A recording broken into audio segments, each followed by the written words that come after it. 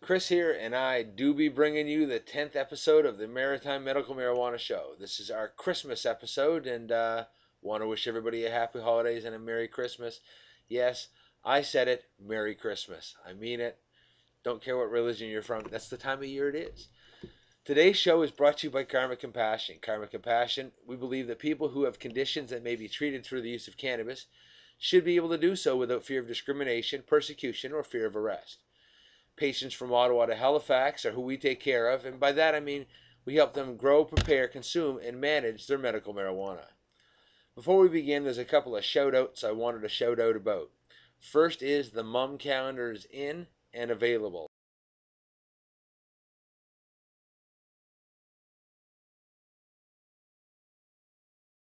Here's the calendar here.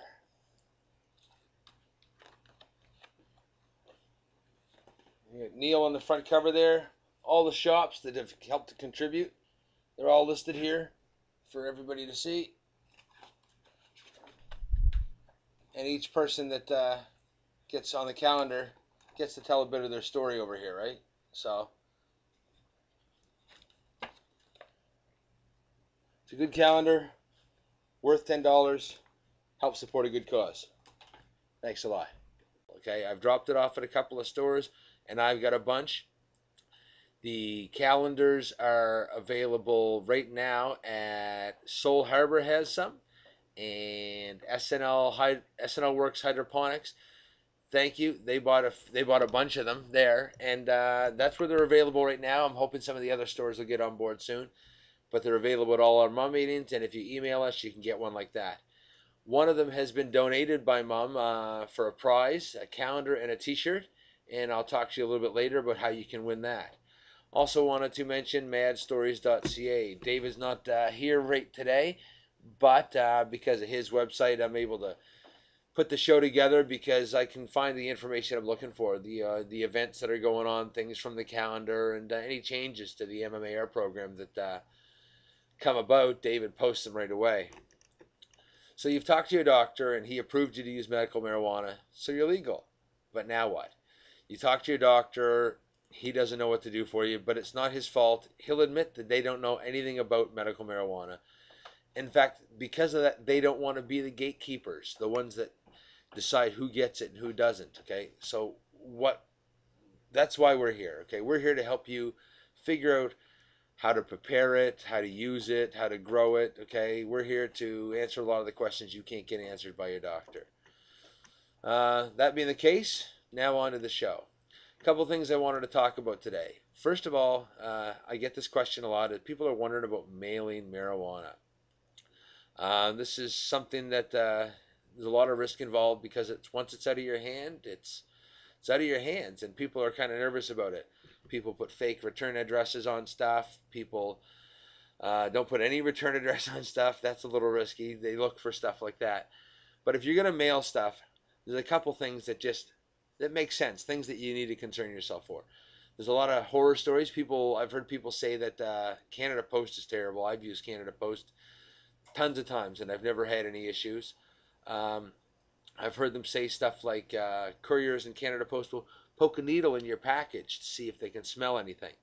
If you're that paranoid about smell, okay, a couple things when you're going to mail something to be concerned.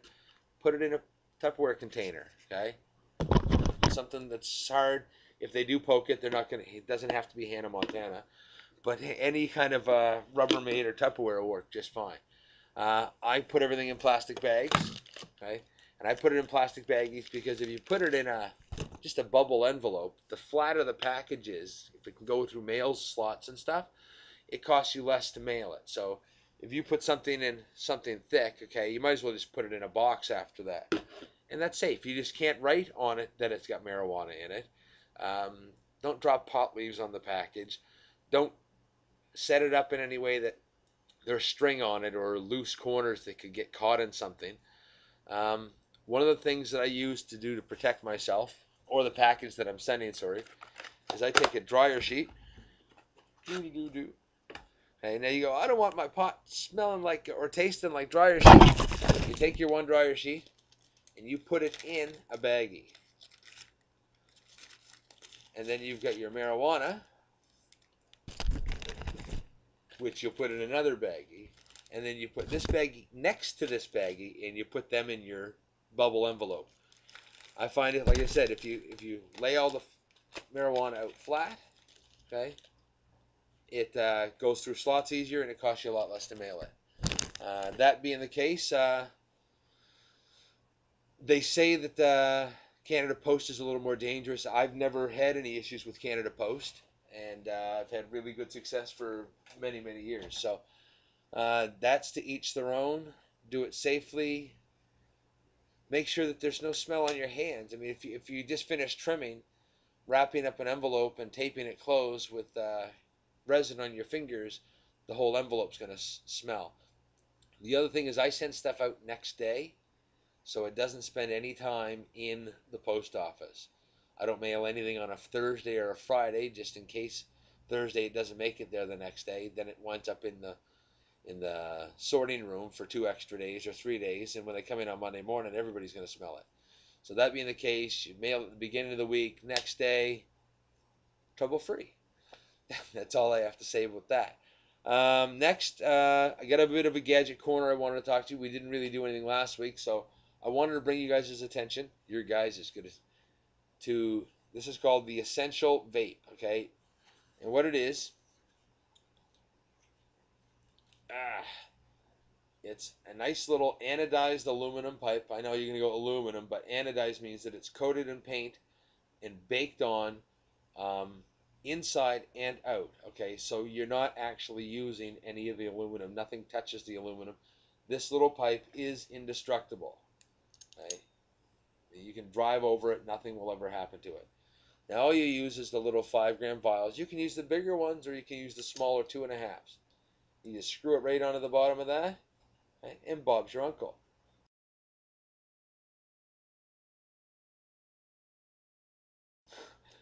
Now, you can put whatever you want in here. Right now, there's a little piece of hash in here.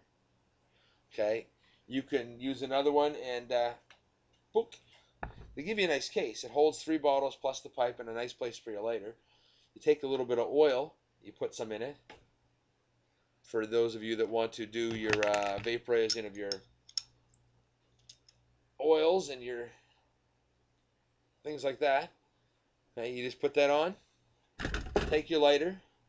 All you got to do is heat this up for a minute till you start to see it fog in the bit. That's all.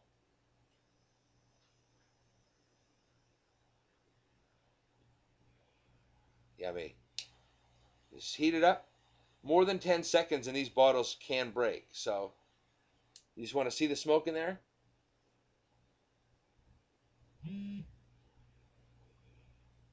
Well, not really smoke, but you know what I mean.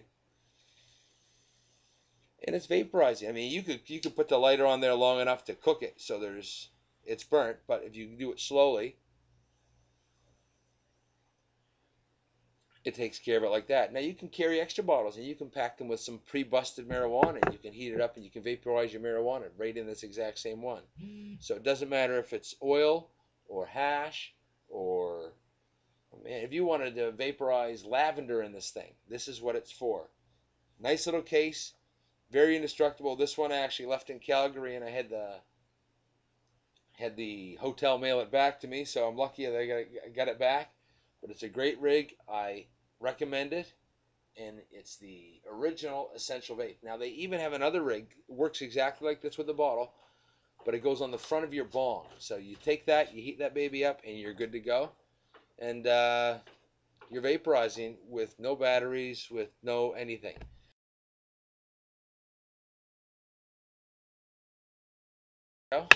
And that's all there is to it. See, it takes a second for that to cool off. But now I can pop in a hash one. This is scissor hash. Gotta love it, from my last trim job. Heat it up so it starts to smoke.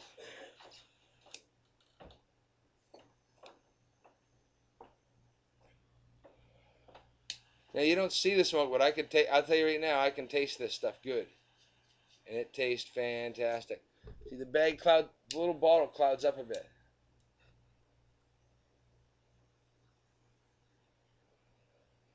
See, maybe you saw something there. There it is, the Essential Vape. Great little rig. Worst case scenario, you got a soak it in some alcohol if it plugs up. And it's even set up so when you lay it flat, the bottle doesn't touch your table, so you don't burn anything from the hot bottle. All right, that being the case, that's my little gadget for this episode. What else did I want to talk about? In regards to our legal section, there's a couple things that I wanted to mention. Well, just one anyway. Robert Neuron. I don't know if you guys know who Robert Neuron is.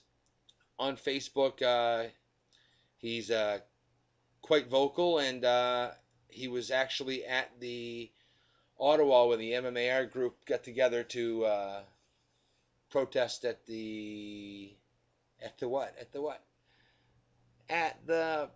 House of Commons. That's the place. Parliament Hill. Hey, we were there. Robert was there. And he's actually got a bit of a legal situation. I think it's Monday or Tuesday, December 11th, in Kappas casing. He's going to be in court over one joint. They're charging this man for one joint. They busted him smoking that joint between his exemptions, between March 8th, okay, at March 8th, and he was just between, he was just one expired, he was waiting for the new one, and he got nailed. Okay? That being the case, on December 12th, okay, he's back in court in Kappas casing for smoking that joint outside, where in a smoking section where everybody else was smoking cigarettes. Bylaw says tobacco smoking and secondhand smoke and lighted tobacco products. And everybody knows that, well, if you know Robert, you know that he doesn't smoke tobacco. So the term you should use is he's medicating, not he's smoking, or he's getting high, or he's medicating. Case closed. See you next week, he says. He feels pretty confident about it. He's pretty upset that they're actually dragging his ass in like this. But if anybody's up for the argument, Robert's the guy. So, that being said, Robert, good luck next week. Hope to hear how things went after Christmas, and good luck. Next is Neil Magnuson, as far as our current events go. I guess I missed David for the high-pitched noises. Neil Magnuson. Oh, God, Neil. I feel so bad for this man. It's unbelievable. He's been having a lot of vehicle problems. He took his van to Canadian Tire. Sometimes I'd say that's the first problem, where they determined it was a U-joint problem. The arm connecting the drive shaft to the front wheels, making it an all-wheel drive van in the first place, had broken, with a cost of a new one being a whopping $3,000. Hard to believe and hard to justify. But with there being an option just to remove the drive shaft altogether, that's what they did, and now the van is just rear-wheel drive. After that, he left the Canadian Tire store, and in less than 1 kilometer, something else happened. All of a sudden, there was a noise, and the power steering and power brake stopped working, and sure enough, the main fan belt had broken. So back to Canadian Tire he went to have it repaired again. The Freedom Tour van continued to be the story of his trip, as Canadian Tire called to tell him that 2 fan belt pulleys needed to be replaced, and one of them was going to take an extra day. That kept him in Kelowna for a bit longer than he was expecting, but that gave him a chance to work on his documentary, Still Trippin'. So yesterday, he left Kelowna and has made his way to Penticton for a huge night, for the night without incident. Hopefully, if there's no other problems, he should be back home with Roxy this afternoon, ending the final leg of his journey, and I really hope you make it. He wanted to shout out and thank Michael DeSalt Jensen and Diane Marie Williams for allowing him to use their house while they were gone, and giving him a place to take care of things. Check out his film, stilltrippinthemovie.com. There's a trailer there for you to have a look at, and a lot of it covers, the adventures that he's been having as he's been traveling across Canada. Some of Neil's sponsors, I've mentioned them before, and I'll mention them again. Maybe if I keep mentioning them, they'll chuck them a couple extra bucks for next year. CannabisCulture.com, VancouverSeedBank.com, Grannies for Grass on Facebook, PainManagementSociety.org, Crazy Diamond Seed Company, and Butter King Butter. You guys really need to help this guy out. He's doing a great thing, and he needs some help financially. Anybody that's willing to help him out financially, I'm sure he'd love to hear from you. You can get him on Facebook anytime. A couple other things that I wanted to bring to everybody's attention is Quebec being a little progressive is progressive as far as the omnibus crime bill goes. They've refused to pay for the costs that are associated with the omnibus crime bill. What that means is Quebec's justice minister called the federal government's omnibus crime bill a band-aid solution Tuesday and said his province will refuse to absorb the added costs associated with it. Jean-Marc Fournier, testifying at the House of Commons Justice and Human Rights Committee, said that Bill C-10 will wind up causing more crime, not less, because it is an unbalanced piece of legislation that doesn't focus enough on the rehabilitation of criminals, particularly young offenders.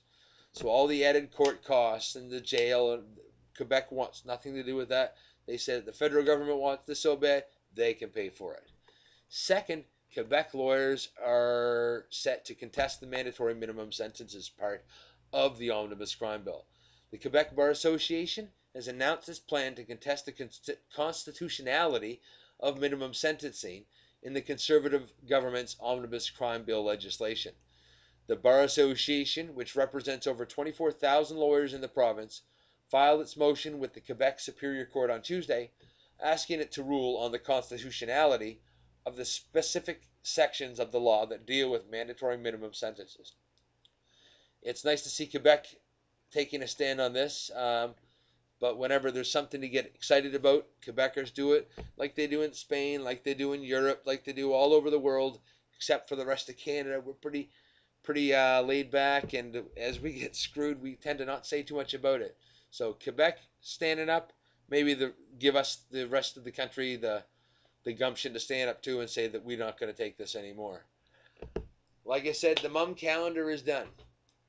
MUM has published the 2013 patient calendar. Each month features a different patient from coast to coast, and they get to discuss how cannabis helps them as medicine and how the proposed changes to the MMA coming in 2014, like the pulling of personal and designated production licenses, will directly affect them. Calendars are $10 each, plus $3 shipping and handling if you want it. Send me an email, I'll get it out to you. Inquire about bulk orders, as shipping and handling will be somewhat less on larger orders.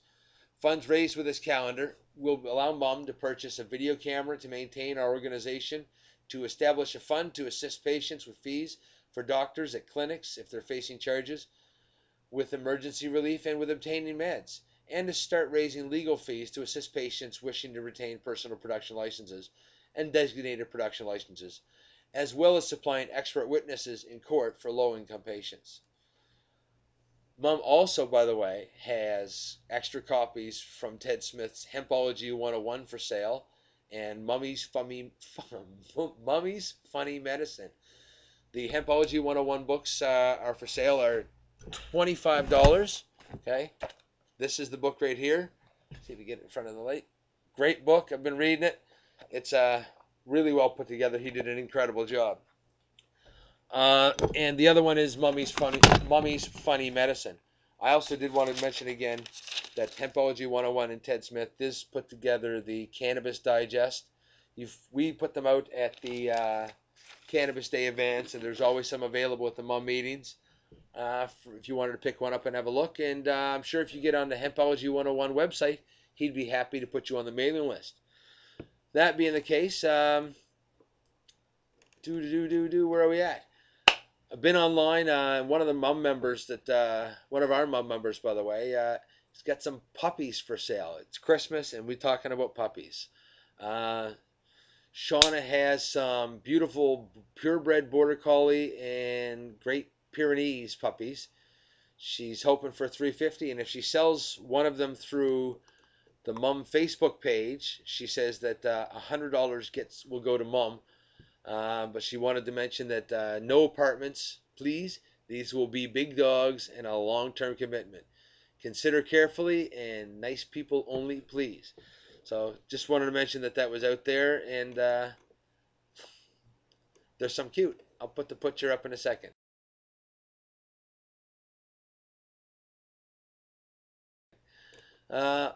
Second thing, I didn't even stop counting. I don't know how many things we've talked about.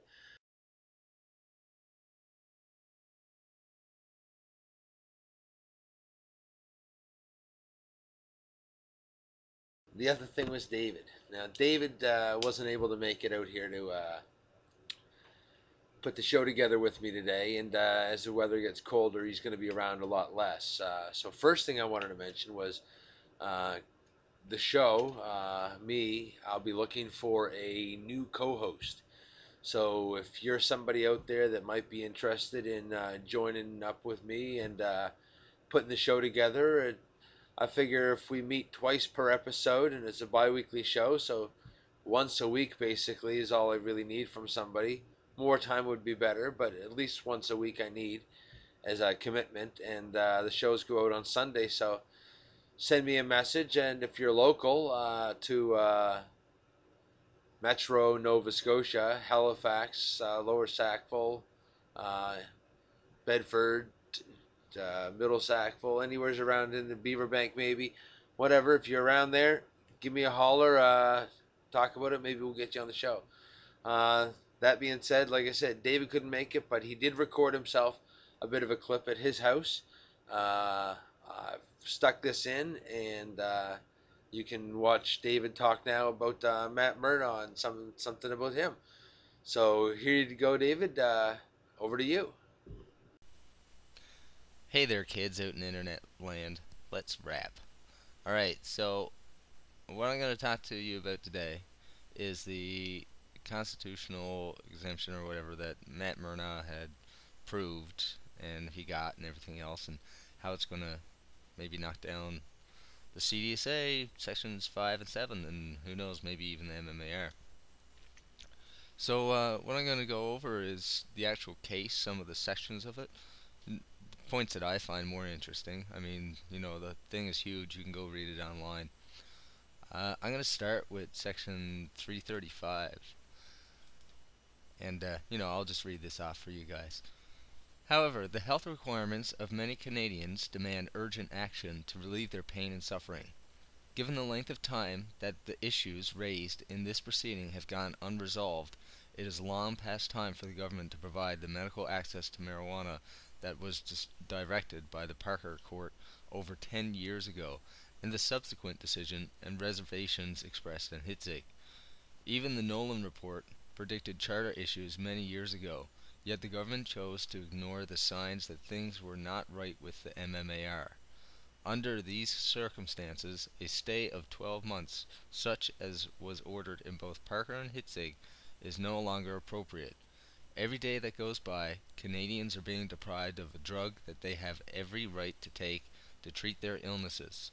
In some cases, delay may make the closing days of life more painful than they have to be. Accordingly, a suspension period of something less than 12 months is appropriate, and I would stay the declaration for 3 months.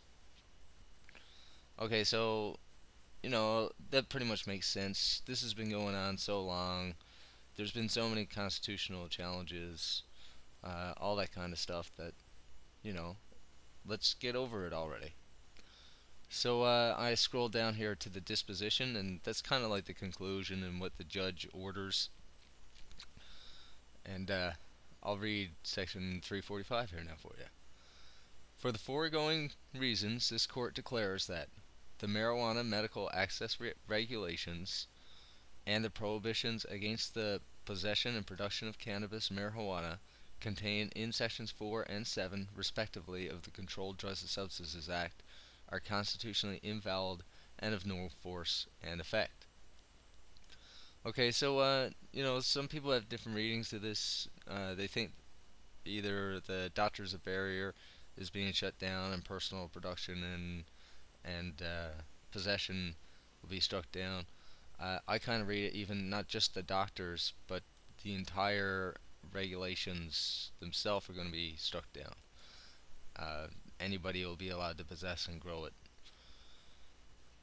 Number 2, this declaration of invalidity is suspended for a period of 3 months. And that's where I started at the beginning here in this document. And, you know, obviously, like the judge has said, this has been going on for so long. Usually, you know, there'd be a stay for 12 months so that the government can get their act in order. But in this case, you know, patients, like I said, over 10 years. And the judge seen it too. I mean, this is why he made his decision. Alright, so the criminal charge against the applicant is permanently stayed. That makes a lot of sense. And the applicant is granted a personal exemption to possess and or produce cannabis marijuana during the above noted period of suspension. Now this was released in April 11th, 2001, and maybe you're thinking to yourself, by Jade Taliano, and you might be thinking to yourself, well, you know, it must have been 3 months gone by now. Hasn't all this stuff taken into effect yet? Well, what's happening is the government, I guess they ignored that whole section where, you know, it's been going on long enough and suffering Canadians, all that stuff. So they went ahead and appealed it. Well, that's where we are now. So all of this is kind of in limbo. If it goes to appeal, I guess they'll have to start right over from scratch. You'll be doing a brand new trial. But if it doesn't go to appeal, if the appeal is not granted, it's quite possible all of this will take effect fairly shortly. Alright, well, I hope you enjoyed this little segment on the Matt Murnaugh decision. You know, this is kind of just my ramblings about it. If you have any questions or whatever you want to talk about it, just write into the show or leave comments. Alright, have a good day.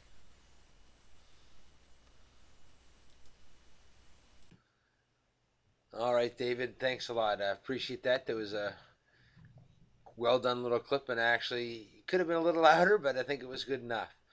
The next thing I want to do is I've got 2 little other video clips I want to add to the show. One is called The Flower.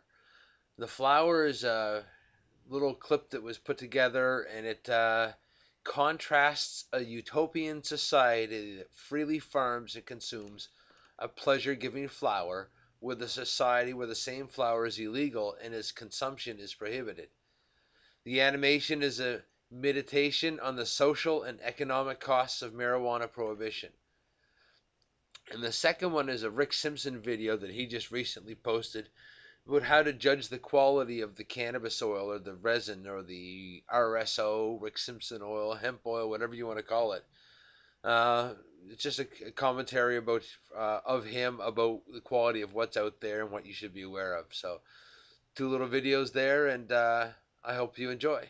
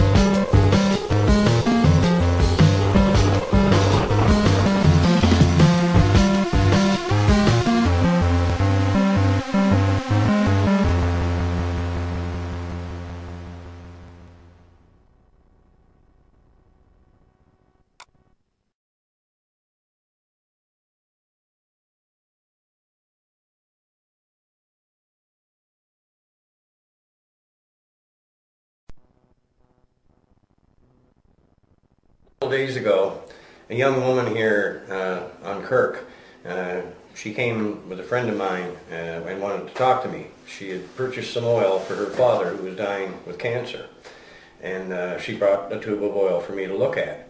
And when she showed me the oil, instantly, as soon as I looked at it, I just laughed at it, because it didn't have the golden color. It was more like a green to black color. And when I put it on a cigarette paper, well, the difference was more than obvious. Now, we put a few strips of the golden in the middle there. You'll see 1, 2, 3 strips of this golden substance. That's the real oil. The 2 strips you see above and below are the oils are the oil that she purchased from this guy to treat her father's cancer. Now, the simple truth is, this stuff, if her father tried to take this, it would likely kill him, or it would be of very little benefit. I mean, he needs the real oil, not trash. But this is going on all over the world right now, and people are all claiming this is the Rick Simpson oil, that they're providing. And the public don't know the difference. But if anybody tries to give you a very dark, sometimes strains will produce a darker oil. But even though they're darker, when you spread them on a paper like this, you'll still see that golden color coming through. There is no golden color with this black stuff that she had bought. So if you don't see the golden color, then you know that the quality isn't good.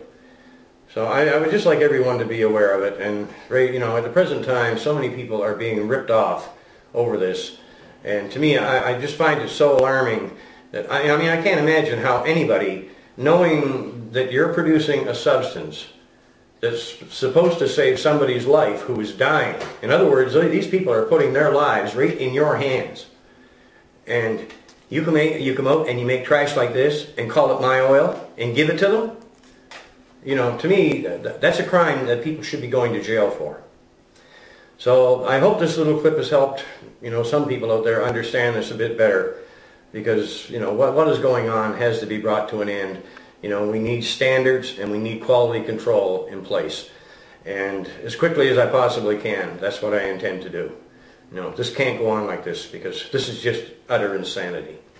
Thank you. For our next show, I'm going to find an interview. Been having a hard time. I've been really busy. Just being out of the hospital is taking a lot out of me. So I will actively get off my butt and come up with an interview. And that's that. The next one will be our post-Christmas show. Might get one out before the new year. Hoping so. That being the case, I'd like to thank you for watching the show. I want to thank the computer tuner for providing the equipment to make the show possible. And I wanted to mention that Karma Compassion is still accepting donations to help out John Cook, the old vice chair of MUM and part of the Cannabis Buyers Club of Canada. Really use some assistance at this time of year, and I'd like to get one more package out to him before Christmas if I could. So please please send me a message or get a hold of me, and I'll come out and pick it up. Again, peace, love, and hippie shit. Take care of yourselves. Merry Christmas.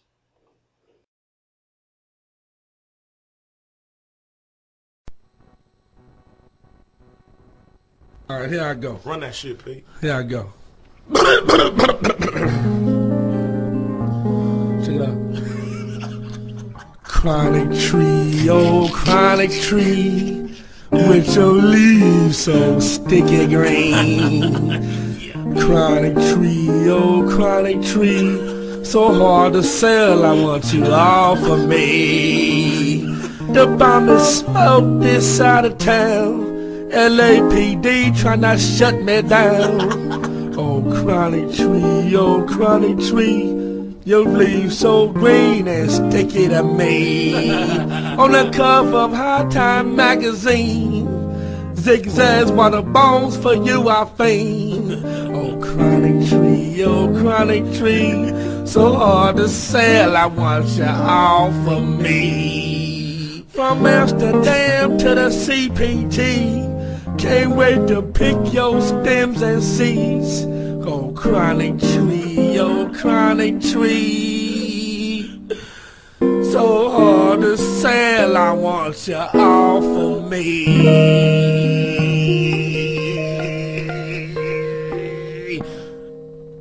Damn.